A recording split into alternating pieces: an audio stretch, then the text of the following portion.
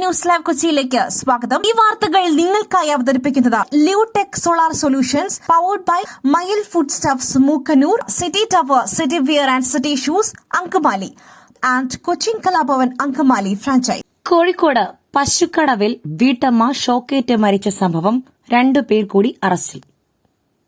പശുക്കടവിൽ വീട്ടമ്മ ഷോക്കേറ്റ് മരിച്ച സംഭവത്തിൽ 2 പേർ കൂടി അറസ്റ്റിൽ. പശുക്കടവ് സ്വദേശികളായ നിവിൻ വർഗീസ്, ജിൽസ് ഔസേബ് എന്നിവരാണ് പിടിയിലായത്. നേരത്തെ അറസ്റ്റിലായ ദിലീപിന് വൈദ്യുതിക്കെണി ഒരുക്കുവാൻ സഹായിച്ചവരാണ് ഇവരെന്നാണ് പോലീസ് നൽകുന്ന വിവരം. പന്നികളെ പിടിക്കുവാൻ വെച്ച വൈദ്യുതിക്കെണിയിൽ നിന്നും ഷോക്കേറ്റാണ് ബോബി എന്ന വീട്ടമ്മ മരിച്ചത്. ബോബിയുടെ മരണത്തിൽ ദുരൂഹതയുണ്ടെന്നാരോപിച്ച് മരുതോങ്കര പഞ്ചായത്ത് പ്രസിഡന്റും നാട്ടുകാരും രംഗത്തെത്തിയിരുന്നു. മരണം നടന്നതിന് ശേഷം തെളിവുകൾ നശിപ്പിക്കുവാൻ ശ്രമം നടന്നതായും ആരോപണങ്ങൾ ഉയർന്നിരുന്നു. കഴിഞ്ഞ ആഴ്ചയാണ് ബോബിയെ കാണാതായത്. തുടർന്ന് നടത്തിയ തിരച്ചിലിൽ ശനിയാഴ്ച പുലർച്ചെ 1 മണിയോടെ വീടിന് സമീപത്തെ കൊക്കോ തോട്ടത്തിൽ ബോബിയുടെയും പശുവിന്റെയും മൃതദേഹം കണ്ടെത്തുകയായിരുന്നു. ചത്ത പശുവിന് ഷോക്കേറ്റത് ഇതേ കെണിയിൽ നിന്നാണെന്നും അന്വേഷണത്തിൽ കണ്ടെത്തിയിട്ടുണ്ട്. ജൈനമ്മ തിരോധാന കേസ് നിർണായക തെളിവുകൾ അന്വേഷണ സംഘത്തിന് സെബാസ്റ്റ്യനെതിരെ തട്ടിക്കൊണ്ടുപോകൽ കുറ്റം ചുമത്തി. ജൈനമ്മ തിരോധാന കേസ് അന്വേഷണം അവസാന ഘട്ടത്തിലേക്ക്. കുറ്റകൃത്യം ചെയ്തതിന്റെ നിർണായക തെളിവുകൾ അന്വേഷണ സംഘത്തിന് ലഭിച്ചു. ഇതിന്റെ അടിസ്ഥാനത്തിൽ സെബാസ്റ്റ്യനെതിരെ തട്ടിക്കൊണ്ടുപോകൽ കുറ്റം കൂടി ചുമത്തി.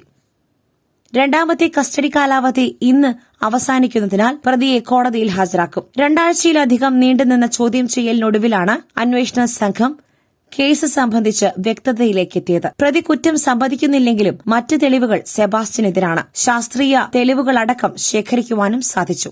DNA പരിശോധനാ ഫലവും ജൈനമ്മയുടെ മൊബൈൽ ഫോൺ എവിടെ എന്നതിനുള്ള ഉത്തരവും മാത്രമാണ് ഇനി ലഭിക്കേണ്ടത്. നേരത്തെ കൊലപാതകവും തെളിവ് നശിപ്പിക്കലും മാത്രമാണ് സെബാസ്റ്റ്യനെതിരെ ചുമത്തിയിരുന്നത്. വായിച്ചാലല്ലേ വിളയൂ. വായന പ്രോത്സാഹിപ്പിക്കുവാൻ കുട്ടികൾക്ക് ഗ്രേസ് മാർക്ക് പദ്ധതി അടുത്ത വർഷം മുതൽ. വിദ്യാർത്ഥികൾക്കിടയിൽ വായന പ്രോത്സാഹിപ്പിക്കുന്നതിനായി അടുത്ത വർഷം മുതൽ വിവിധ പദ്ധതികൾ ആസൂത്രണം ചെയ്യുമെന്ന പ്രഖ്യാപനവുമായി പൊതുവിദ്യാഭ്യാസ വകുപ്പ് മന്ത്രി വി ശിവൻകുട്ടി. വായനയെ പ്രോത്സാഹിപ്പിക്കുന്ന പ്രവർത്തനങ്ങളിൽ ഏർപ്പെടുന്ന കുട്ടികൾക്ക് ഗ്രേസ് മാർക്ക് നൽകുവാൻ ഉൾപ്പെടെ തീരുമാനമായി.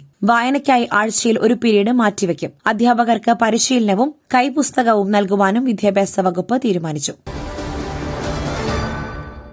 ആലപ്പുഴയിൽ കഞ്ചാവുമായി KSRTC കണ്ടക്ടർ പിടിയിൽ. കഞ്ചാവുമായി KSRTC കണ്ടക്ടർ പിടിയിൽ. ആലപ്പുഴയിലാണ് സംഭവം. മാവേലിക്കര ഭരണിക്കാവ് സ്വദേശി ജിതിൻ കൃഷ്ണയാണ് എക്സൈസിന്റെ പിടിയിലായത്. ഇന്നലെ രാത്രി 12:30 ഇരുചക്ര വാഹനത്തിൽ കഞ്ചാവുമായി പോകുമ്പോൾ പിടിയിലാവുകയായിരുന്നു. ഇയാളുടെ കൈവശമുണ്ടായിരുന്ന 1.286 കിലോഗ്രാം കഞ്ചാവ് പിടിച്ചെടുത്തു. KSRTC ഹരിപ്പാട് ഡിപ്പോയിലെ കണ്ടക്ടറാണ് ഇയാൾ. രഹസ്യവിവരത്തിന്റെ അടിസ്ഥാനത്തിൽ നടത്തിയ പരിശോധനയിലാണ് സന്ദീപ് ആലപ്പുഴ എക്സൈസ് സ്പെഷ്യൽ സ്ക്വാഡിന്റെ പിടിയിലായത്. മാധ്യമപ്രവർത്തകർ നൽകുന്ന വാർത്തയുടെ പേരിൽ രാജ്യദ്രോഹ കുറ്റം ചുമത്താനാകില്ല സുപ്രീംകോടതി.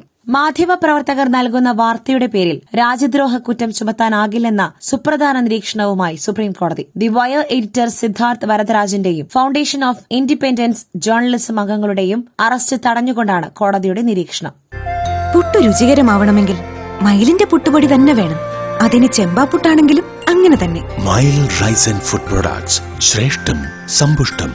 ക്യാൻസർ ശസ്ത്രക്രിയകൾക്ക് ശേഷം തിരിച്ചുവരുന്ന ക്യാൻസർ കോശങ്ങളെ നശിപ്പിക്കുവാൻ വാക്സിൻ. പുത്തൻ പ്രതീക്ഷയുമായി ഗവേഷകർ. പാൻക്രിയാറ്റിക് കൊളോറെക്ടൽ ക്യാൻസറുകളുടെ തിരിച്ചുവരവ് തടയുന്നതിൽ പരമ്പരാഗത വാക്സിൻ പ്രതീക്ഷ നൽകുന്നതായി ഗവേഷകർ. ഇംഗ്ലണ്ടിലെ NHS ക്യാൻസർ വാക്സിനാണ് ലോഞ്ച് പാഡ് വഴി രോഗികളിൽ പരീക്ഷിച്ചു വരുന്നത്. ദി ഗാർഡിയൻ ഉൾപ്പെടെയുള്ള ദേശീയ മാധ്യമങ്ങളാണ് വാർത്ത റിപ്പോർട്ട് ചെയ്യുന്നത്. മലപ്പുറത്ത് പ്രവാസി വ്യവസായിയെ തട്ടിക്കൊണ്ടുപോയി. 1.5 കോടിയോളം രൂപ ആവശ്യപ്പെട്ട് ബിസിനസ് പങ്കാളിക്ക് വാട്സ്ആപ്പ് കോൾ.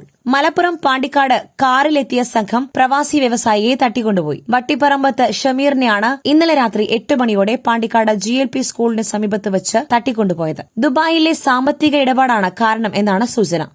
1.5 കോടിയോളം രൂപ ആവശ്യപ്പെട്ട് ഷമീറിന്റെ ബിസിനസ് പങ്കാളിക്ക് വാട്സ്ആപ്പ് കോൾ വന്നു. ഷമീർ കുടുംബവുമായി ദുബായിലാണ് താമസം. ഇടയ്ക്കാണ് നാട്ടിൽ വരുന്നത്. ഓഗസ്റ്റ് 4-നെത്തിയ ഷമീർ 10 ദിവസത്തിനകം തിരിച്ചു പോകാനിരിക്കെയാണ് തട്ടിക്കൊണ്ടുപോകൽ. വീടിന്റെ തൊട്ടടുത്ത് ഇന്നോവ കാറിൽ കാത്തിരുന്ന സംഘം ബൈക്കിൽ വരികയായിരുന്ന ഷമീറിനെ ബലമായി വാഹനത്തിൽ കയറ്റി തട്ടിക്കൊണ്ടുപോകുന്നതിന്റെ CCTV ദൃശ്യങ്ങൾ പുറത്തുവന്നു. ദുബായിൽ ഫാർമസി ബിസിനസ് നടത്തുന്ന ആളാണ് ഷമീർ. ഇന്ന് 10 മണിയോടെ UAE-യിലുള്ള ഷമീറിന്റെ ബിസിനസ് പങ്കാളിക്ക് ഷമീറിന്റെ ഫോണിൽ നിന്നും മറ്റൊരാൾ വാട്സ്ആപ്പ് കോൾ ചെയ്തു. 1,60,00,000 രൂപയ്ക്ക് സമാനമായ ചെക്കുകൾ തയ്യാറാക്കി വെക്കണം എന്നായിരുന്നു ആവശ്യം. കൂടാതെ ഭാര്യയെ വിളിച്ച് കേസുമായി മുന്നോട്ടു പോകരുതെന്നും ആവശ്യപ്പെട്ടു. പെരിന്തൽമണ്ണ ഡിവൈഎസ്പിക്കാണ് കേസിന്റെ അന്വേഷണ ചുമതല. വാഹനം കണ്ടെത്തുന്നതിന് വേണ്ടി കൂടുതൽ CCTV-കൾ പോലീസ് പരിശോധിച്ചു വരുന്നു. ഛത്രസാൽ സ്റ്റേഡിയം കൊലപാതക കേസ്. ഗുസ്തി താരം സുശീൽ കുമാറിന്റെ ജാമ്യം റദ്ദാക്കി സുപ്രീം കോടതി. ഒരാഴ്ചയ്ക്കുള്ളിൽ കീഴടങ്ങണം. നാഷണൽ ജൂനിയർ ഗുസ്തി ചാമ്പ്യൻ സാഗർ ധങ്കറിന്റെ കൊലപാതക കേസിലെ മുഖ്യപ്രതിയും ഇരട്ട ഒളിമ്പിക് മെഡൽ ജേതാവുമായ സുശീൽ കുമാറിന്റെ ജാമ്യം സുപ്രീം കോടതി റദ്ദാക്കി. 7 ദിവസങ്ങൾക്കുള്ളിൽ സ്വയം കീഴടങ്ങുവാനും സുപ്രീം കോടതി ആവശ്യപ്പെട്ടു. ഇക്കഴിഞ്ഞ മാർച്ച് മാസം ഡൽഹി ഹൈക്കോടതി സുശീൽ കുമാറിന് ജാമ്യം അനുവദിച്ചിരുന്നു. 50,000 രൂപയുടെ ജാമ്യ ബോണ്ടും സമാനമായ തുകയുടെ 2 ആൾജാമ്യവും നൽകി ജസ്റ്റിസ് സഞ്ജീവ് നരുല താരത്തിന് സ്ഥിരം ജാമ്യം അനുവദിക്കുകയായിരുന്നു. ഇതിനു മുൻപ് 2023 ജൂലൈ മാസത്തിൽ കാൽമുട്ട് ശസ്ത്രക്രിയ നടത്തുന്നതിലേക്ക് 7 ദിവസത്തെ ഇടക്കാല ജാമ്യവും സുശീൽ കുമാറിന് ലഭിച്ചിരുന്നു. തെറ്റായ ഉത്തരവിന്മേലാണ് സുശീൽ കുമാറിന് ജാമ്യം അനുവദിച്ചിരിക്കുന്നതെന്നും അതിനാലാണ് സാഗർ ധങ്കറിന്റെ പിതാവ് അശോക് ധങ്കർ സമർപ്പിച്ച അപ്പീലിൽ ഹൈക്കോടതി ഉത്തരവ് സുപ്രീംകോടതി റദ്ദാക്കിയതെന്നും പരാതിക്കാരന്റെ അഭിഭാഷകയായ ജോഷിനി തുലി ദേശീയ മാധ്യമങ്ങളോട് പ്രതികരിച്ചു. മറ്റൊരു വാർത്തയുമായി കണ്ടുമുട്ടുന്നതുവരെ നന്ദി, നമസ്കാരം.